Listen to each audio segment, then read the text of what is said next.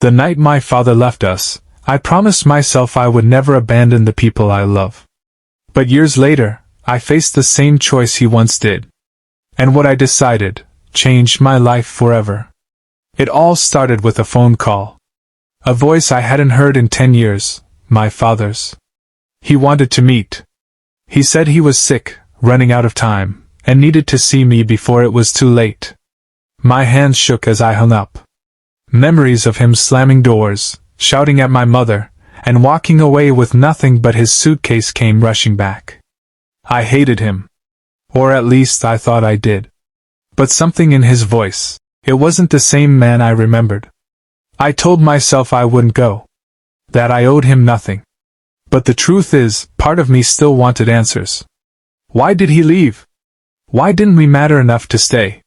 And so, the next morning, I drove to the address he gave me. When I opened the door, what I saw was not the strong, stubborn man I remembered. It was someone fragile, weak, sitting in the shadows of his own regrets. He looked up at me with tired eyes, and for a moment neither of us spoke. The silence pressed on my chest, heavier than the 10 years that had passed. Finally, he whispered, "You came." I didn't move closer. I stayed standing, arms crossed, my body a wall between us. Why now? Why after everything? After leaving us with nothing? My voice cracked despite the anger I tried to hold. He coughed, his voice weak, almost breaking. I was a coward. I thought leaving would fix things, but all I did was destroy them. I told myself you'd all be better off without me. But that was a lie I used to run away from the truth. His words cut through me, but they didn't erase the nights I heard my mother crying herself to sleep. They didn't erase the birthdays he missed, or the countless times I wished I had a father to talk to. I wanted to turn around and walk out. Part of me screamed to do it, to never let him think a single apology could fix the damage he caused. But another part, the broken boy still inside me, needed something more than anger. It needed answers. So I sat down across from him, keeping my distance but not leaving. My heart pounded in my chest, and my hands trembled as I forced out the question I had carried my whole life. Why did you leave us? He lowered his gaze, staring at his frail hands like the answer was written in the lines of his skin. For a long moment, he said nothing, and the silence made me want to scream. Finally, his voice broke through. I was drowning, he whispered. Not in work, not in money, in myself. I didn't know how to be a father. I didn't know how to stay. Every fight with your mother felt like proof I wasn't enough. And instead of fighting for you, I ran. I clenched my fists. So you left us to suffer alone? You left her to work 2 jobs. You left me to grow up without a father, because you were scared? His eyes filled with tears. Yes. Because I was weak. The honesty hit harder than any excuse could have. It wasn't noble, it wasn't romantic, just weakness. The man I had once seen as unbreakable was sitting in front of me, broken. For years I had imagined this moment. I thought I'd yell, curse him, maybe even hit him. But instead I just felt empty. Like all my anger had nowhere left to go. I hated you, I said finally. My voice shook, but I didn't stop. Every time I saw another kid with his dad, I hated you more. I promised myself I'd never be like you. He nodded slowly, tears sliding down his cheeks. And that's why you're already a better man than I ever was. I looked at him then, really looked at him, not the ghost from my childhood, but the dying man in front of me. And for the first time, I wasn't sure if I wanted to forgive him, or never see him again. The silence in our home stretched longer with each passing day. The laughter that once filled the rooms had been replaced with short, clipped conversations. I tried to convince myself that this was just a phase, that every relationship had ups and downs, but deep inside I knew it was more than that. Her phone became her lifeline. Every time it vibrated, she would smile faintly, almost like a secret she carried close to her heart. If I asked who it was, she gave vague answers. Just a friend, someone from work. Or, nothing important. But I knew better. The way her eyes lit up for those texts was a look I hadn't seen directed at me for a long time. One night, while she was in the shower, her phone buzzed again. It was lying on the couch beside me. I stared at it, my chest tightening. I knew checking it would break her trust, but wasn't she already breaking mine? With trembling hands I picked it up. The name flashing on the screen was saved simply as A. Curiosity turned into dread as I opened the chat. The words cut through me like glass. Last night was perfect. I can't stop thinking about you. My breath hitched.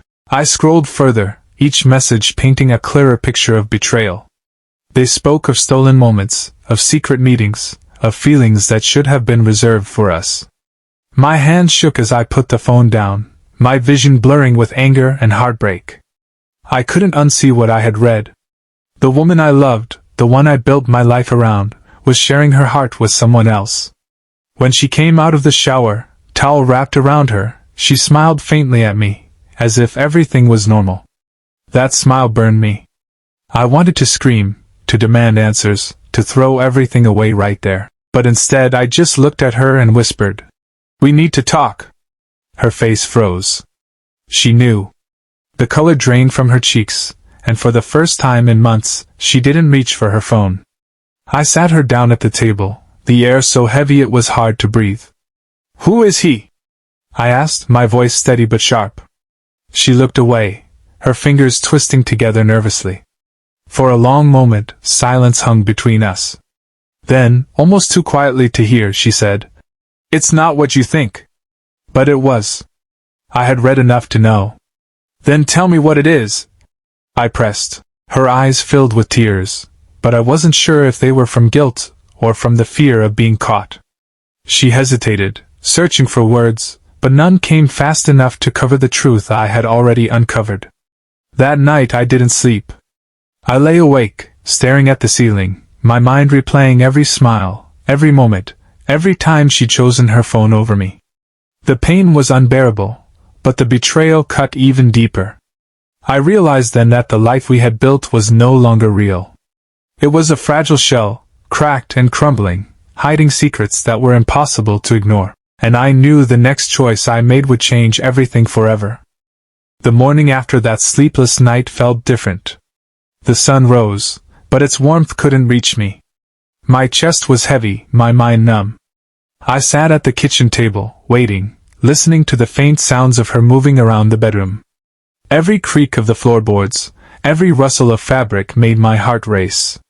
When she finally came out, she avoided my eyes. Her silence was an answer in itself. I didn't need her confession anymore. The truth was written all over her face. But I needed to hear it, not for closure, but for myself. "Sit down," I said, my voice quieter than I expected. She obeyed, her shoulders trembling slightly. "I saw the messages," I admitted. No anger in my voice, just exhaustion. "I know about him." Her lips parted, then closed again. Tears pooled in her eyes, and she looked down, unable to meet my gaze. For a moment, she seemed small, fragile, like the woman I once swore to protect. But all I could feel was the sharp edge of betrayal. "I didn't mean for it to happen," she whispered finally, her voice cracking. It just happened. I was lonely, I felt you pulling away, and he was there." Those words stung deeper than the messages themselves. I had given everything, my time, my love, my loyalty. And yet, she claimed loneliness as her excuse. I wanted to scream that I had felt lonely too, but I had stayed faithful. Instead, I just shook my head. "So what now?" I asked. She hesitated, her tears streaming freely now. "I don't want to lose you. I still love you. Please, give me another chance." Her desperation should have softened me, but instead it broke me further. If she truly loved me, why wasn't I enough?